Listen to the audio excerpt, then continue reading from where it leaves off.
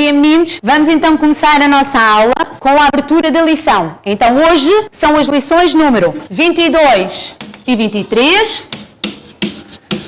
Vamos dar continuidade a trabalhar a temática que já começámos na última aula. Estávamos a trabalhar a Primeira Guerra Mundial. É muito importante nós conhecermos o contexto histórico-cultural. Conhecermos esse período imediatamente antes da guerra. Eu estou a falar nos finais do século XIX e inícios do século XX. Porque esse período vai ser muito importante para o desenrolar e para o início da Primeira Guerra Mundial. E então, como nós já falámos, no final do século XIX, início do século XX, um dos continentes destacava-se de todos os outros, especialmente pelo seu desenvolvimento industrial. E nós já tínhamos visto exatamente esse continente e até já tínhamos falado sobre ele. E agora eu quero que me digam, que me indiquem qual é este continente que se vai destacar a nível mundial, especialmente pelo seu desenvolvimento industrial. Ana?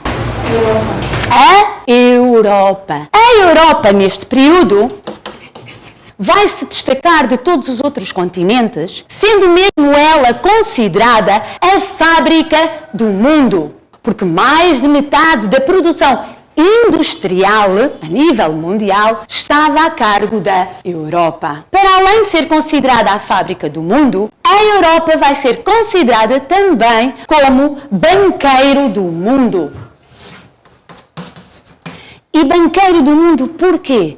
Porque uma grande parte dos seus capitais, a Europa vai investir nas mais diversas atividades produtivas por todo o mundo. Quer seja na construção de portos, de caminhos de ferro, de plantações, ou seja, ela investe os seus capitais para obter ainda mais capital. Fábrica, banqueiro e considerada também o comerciante do mundo. E isto porquê? Porque era ela que dominava a nível do comércio mundial. A Europa, final do século XIX, início do século XX, nós dizemos que era o continente hegemónico. Contudo, como vocês sabem, porque já falámos também sobre isto, a Europa é um conjunto de países e os países que constituem a Europa também não estão eles todos no mesmo grau de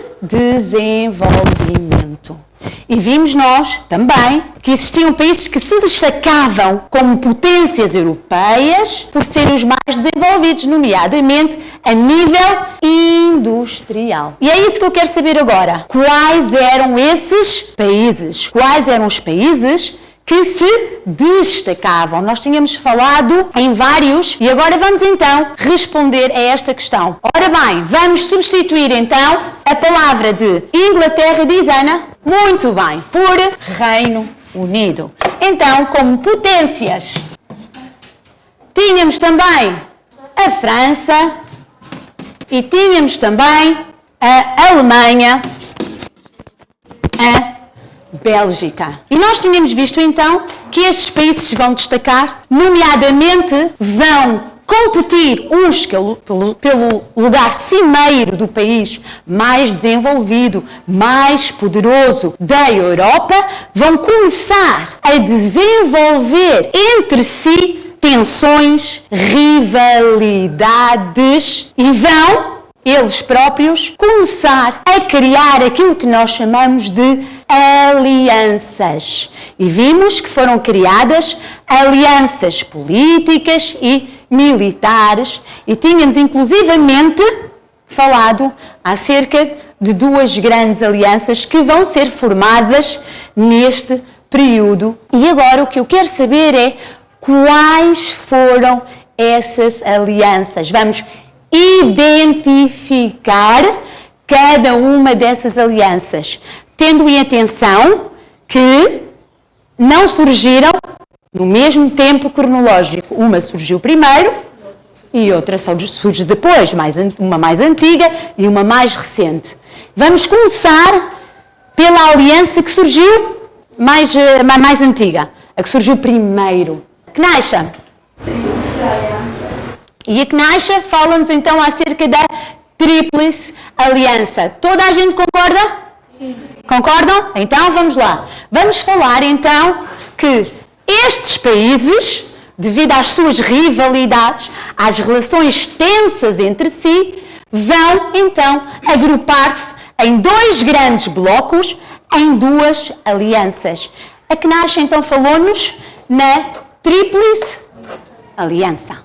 As rivalidades entre os países europeus levaram à criação de 2 alianças políticas e militares. E então começamos pela Tríplice. Muito bem.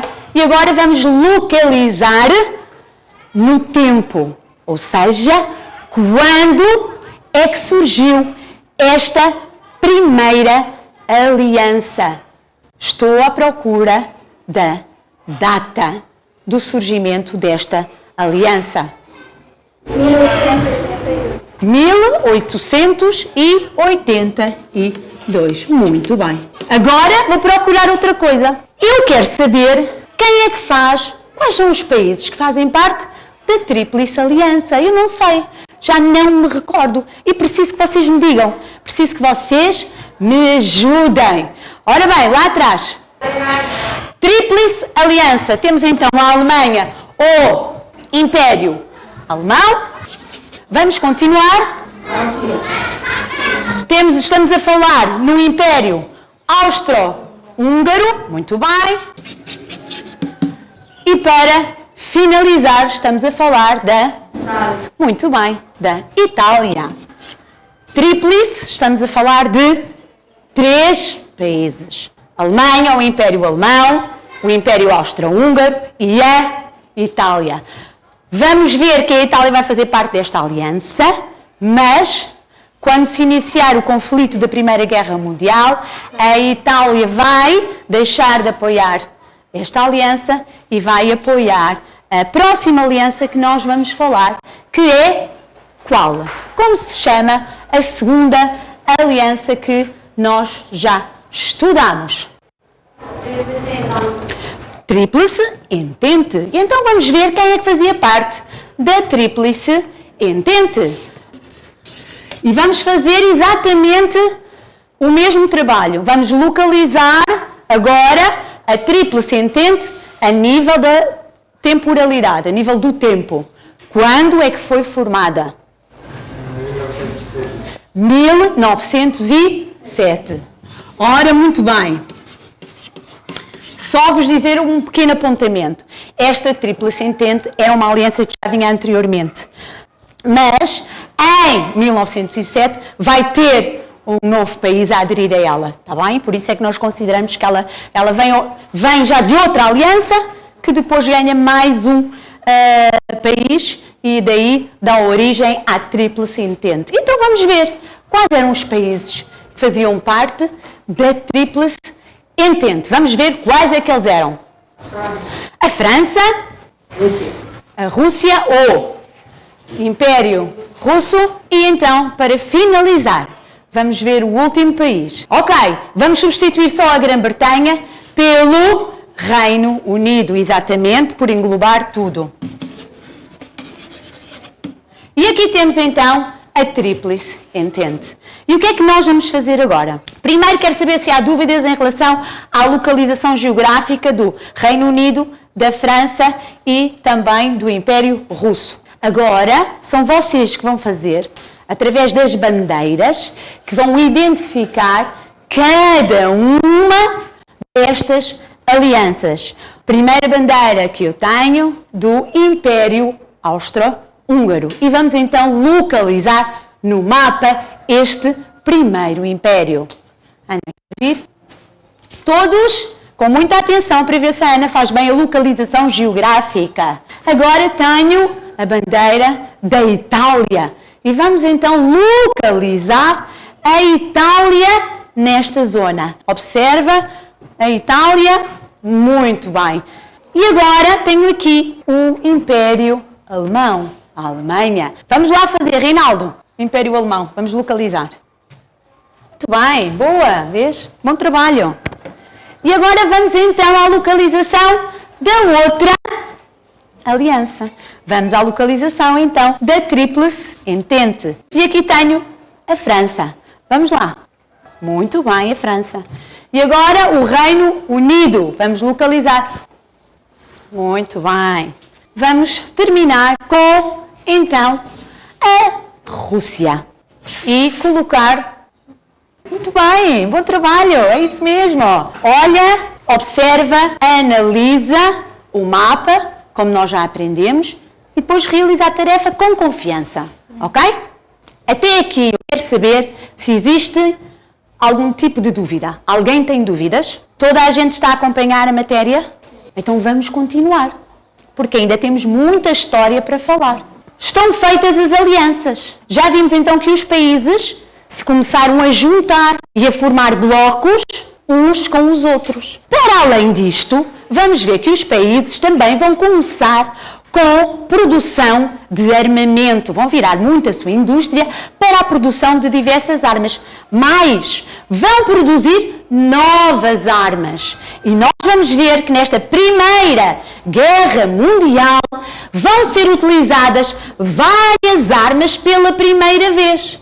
Por exemplo, o gás é utilizado pela primeira vez, este tipo de arma. A granada de mão é utilizada pela primeira vez. Os tanques de guerra, as metralhadoras, também a questão aérea dos aviões, as táticas aéreas, ou seja, esta guerra, a nível bélico, de armamento, trouxe muitas novidades. E então, estes países vão começar a desenvolver a sua produção de armamento, vão começar a encher os seus armazéns de armamento, estão-se a preparar para a guerra. E a esse período, nós também demos um nome e falámos sobre ele e dissemos que nesse período havia o quê? O que é que houve neste período que nós chamamos e que nós falamos? Agora, neste período, quando os países começam-se a virar para a produção de armamento. Knesha, neste período, a Knesha fala de paz armada. Efetivamente, estamos num período de paz armada, mas antes do período da paz armada, quando os países estavam a preparar para a guerra, Ana, queres ajudar? Existiu uma corrida ao armamento. Corrida quer dizer os países viraram-se para a produção de armamento. Os países estão-se a preparar a encher os seus armazéns e a desenvolver estas novas armas. Compreenderam isto? Este período de corrida ao armamento acontece no período da paz armada. Paz, período de paz, não há guerra ainda ninguém entrou em guerra. Armada, porque os países estão em paz, mas estão a preparar-se para a guerra. Então, dizemos que as alianças militares vão levar também à corrida ao armamento. E esta corrida ao armamento que vai acontecer é a preparação já para algo que todos eles estavam à espera. Todos os países estavam à espera de que se iniciasse a Primeira Guerra Mundial. Viviam em paz, mas todos eles estavam à espera que acontecesse alguma coisa, um acontecimento que justificasse a entrada deles numa guerra. E isto por causa das tensões, das rivalidades que já se faziam sentir cada vez mais nestes países que nós estamos a falar. E nós também já falámos que esse acontecimento se vai dar, nomeadamente, na zona dos Balcãs, que nós já falámos, e vai ser, efetivamente, um acontecimento que se dá naquela zona e que depois acaba por movimentar todo o mundo e vai criar uma guerra a nível mundial. E então, o que é que aconteceu? Qual foi o acontecimento que levou à eclosão do conflito? Eclosão quer dizer ao início da Primeira Guerra Mundial. E o que vai acontecer vai ser que o arquiduque Francisco Fernando, que era herdeiro ao trono do Império Austro-Húngaro, vai visitar Sarajevo, na Bósnia, que estava sob o domínio do seu império.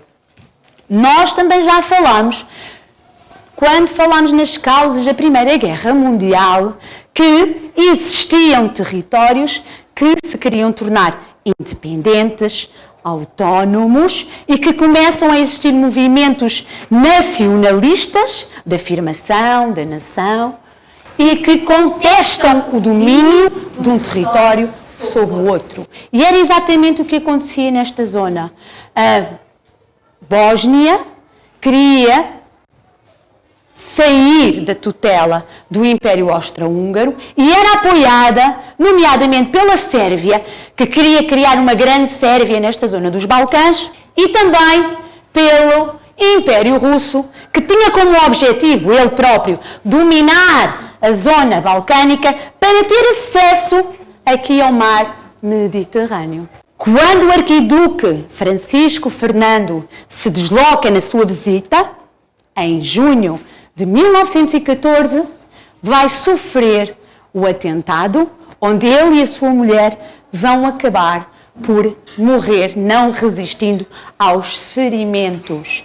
Este atentado é levado a cabo por um jovem estudante que pertencia a uma organização nacionalista que defendia a libertação, então, daquele território. Como vocês devem perceber, esta situação foi muito grave para o Império Austro-Húngaro. Eles vão perder o seu sucessor ao trono, uma pessoa muito, muito importante. Perante esta situação, o Império Austro-Húngaro vai acabar por declarar guerra à Sérvia. A Sérvia, que tinha como sua aliada amiga o Império Russo, vai fazer com que o Império Russo a acompanhe e então que seja também declarado guerra.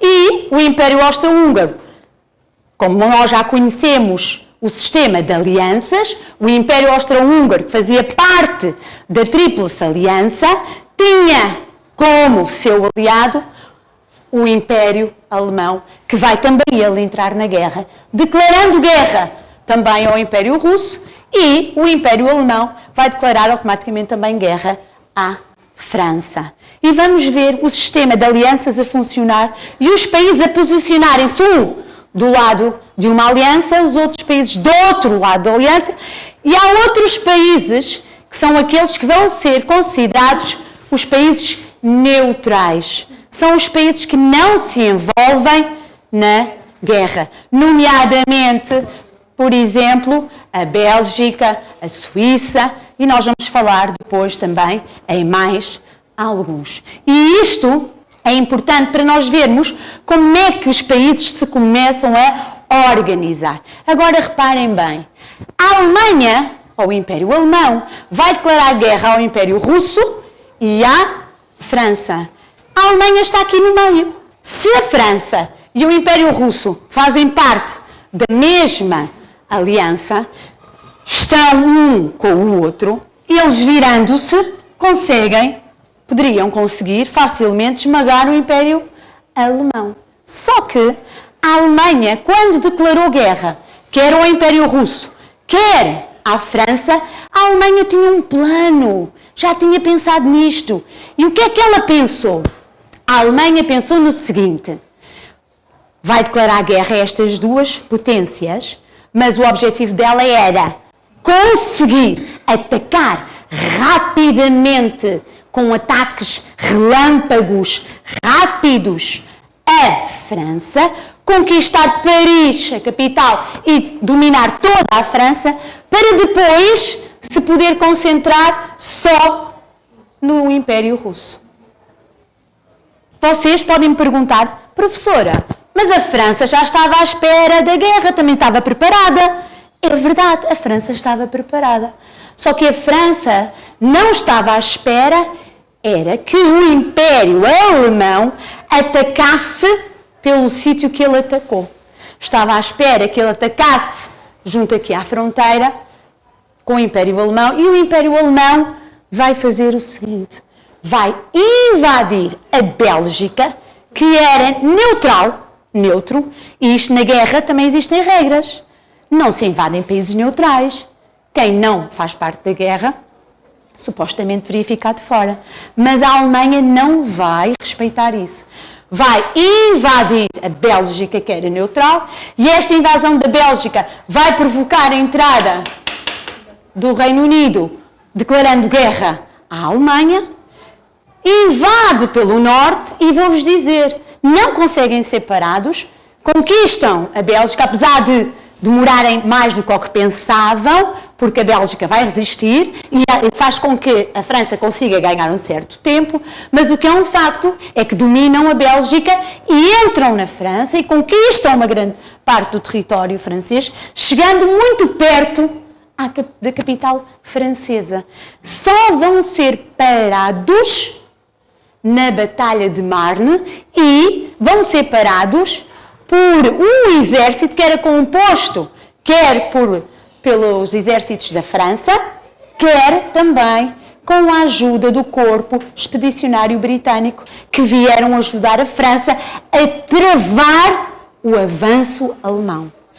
A Alemanha tinha um plano, uma tática de guerra, que era atacar rapidamente, ganhar território rapidamente, sem deixar que o inimigo consiga responder. E foi assim que ela entrou na Bélgica e entrou em França. Era o chamado plano Schlieffen, que era o plano alemão.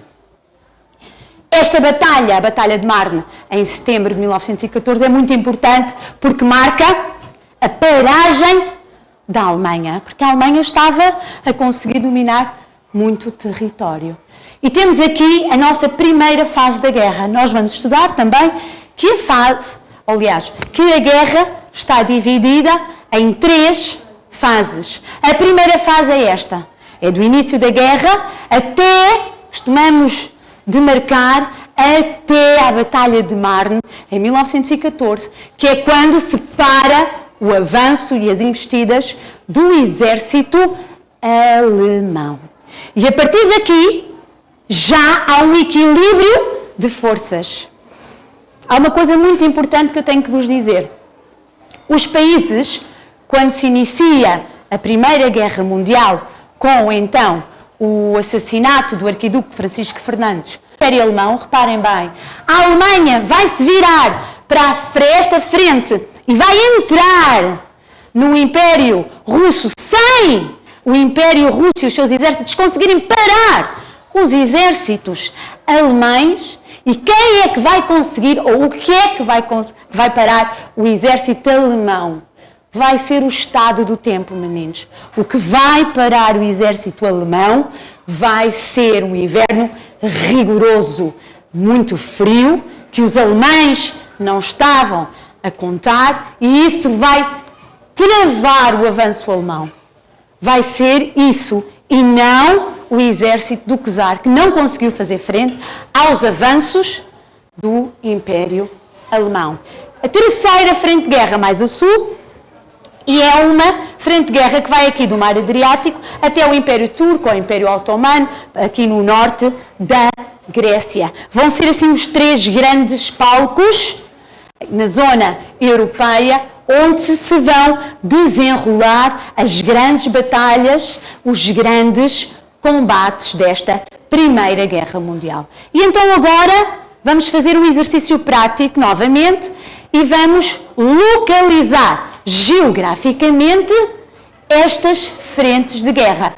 Eu não sei se vocês perceberam, mas eu não identifiquei as frentes de guerra propositadamente. E então vamos começar por esta primeira frente que vai do Mar do Norte até à Suíça e depois da Suíça aqui ao Mar Adriático. É esta que eu quero que vocês me digam qual é, que me identifiquem o nome desta frente. Guisete? Frente ocidental. Concordam? Sim. Vamos, Guisete. Vamos lá colocar a frente ocidental. E vamos olhar para ver se a Guisete faz bem, faz corretamente a localização. Vá. Vá, põe. A coisa podes pôr diretamente. Do mar ao... Podes pôr mesmo, não faz mal. Vá. Com confiança, eu já disse, façam as coisas com confiança. Bom trabalho. Agora vamos passar para uma outra frente. Vamos passar para a frente que vai desde o Báltico até ao Mar Negro. E vamos identificar esta frente. Que nome tem, Kneixa? Frente? Vamos então identificar a frente de leste.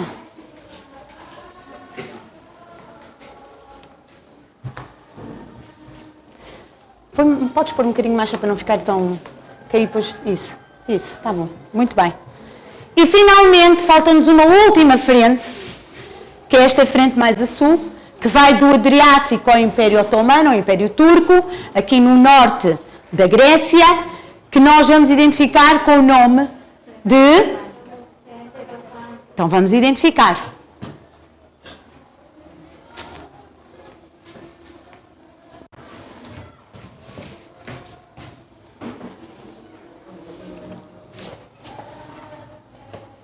Eu ajudo. Ok, muito bem. Então já temos, reparem bem como o nosso mapa já ficou mais composto. Temos então já as nossas alianças, temos também as várias alianças, falta só aqui o Império Austro-Húngaro que caiu, que eu já arrumei, e temos as nossas frentes também de guerra. Ok? Está bem? Para além destas frentes, então, nós sabemos que a guerra também se vai dividir em 3 fases. A primeira já falámos, guerra do movimento, ataques rápidos, é chamado mesmo Plano Schlieffen da Alemanha para invadir a França, é chamada guerra relâmpago, e entramos na segunda fase quando se dá a Batalha de Marne e é travado o avanço do Império Alemão. E depois vamos ver que a terceira fase vai se decorrer só com a entrada dos Estados Unidos da América. E os Estados Unidos da América vão entrar em 1917. O que é que eu quero que vocês façam agora, antes de avançarmos para as várias fases da guerra e estudarmos de uma forma mais profunda? Tem um mapa que eu já entreguei, e neste mapa cada um de vocês vai identificar as várias frentes de guerra e vai escrever nele as várias frentes de guerra exatamente como nós fizemos aqui. Então vamos lá.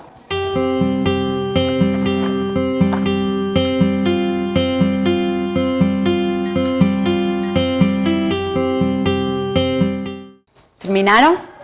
Ora, muito bem, meninos. Então, hoje fizemos e falámos sobre o contexto histórico-cultural da Europa nos finais do século XIX e início do século XX.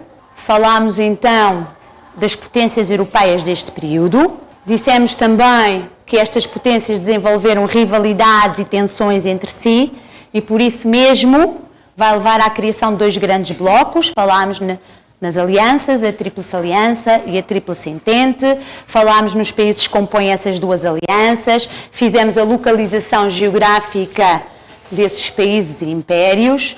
Falámos também que estas relações tensas, estas rivalidades, vai levar então à corrida ao armamento e ao desenvolvimento de novas armas que vão ser utilizadas nesta Primeira Guerra Mundial.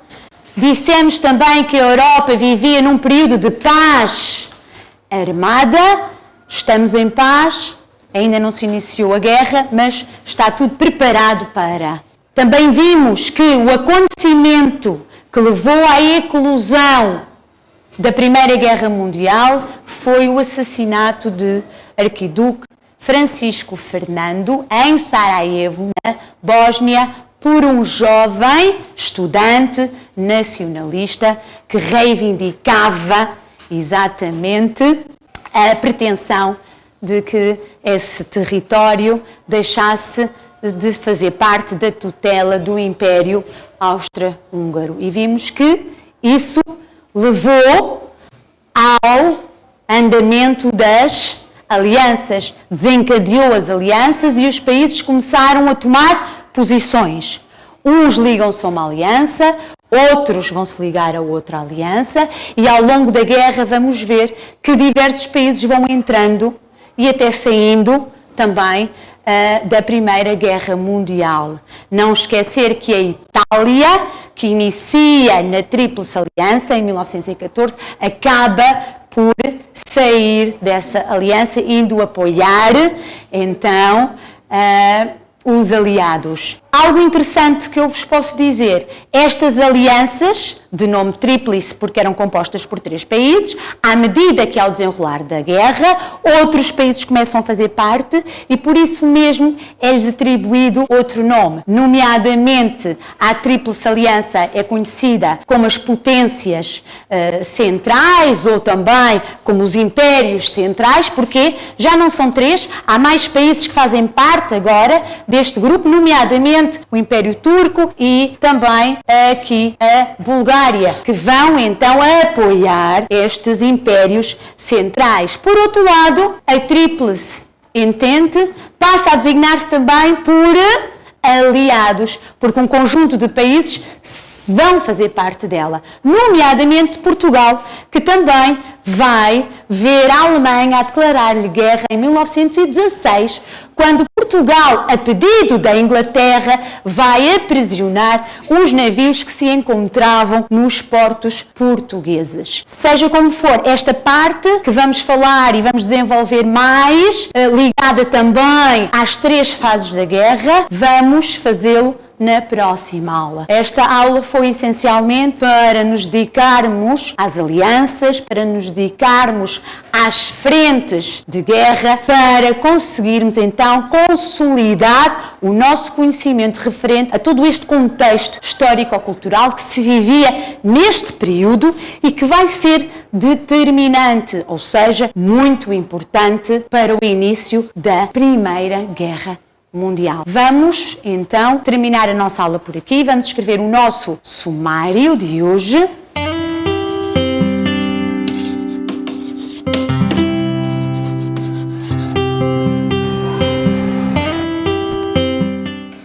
Então, terminamos assim a nossa aula. Até a próxima aula.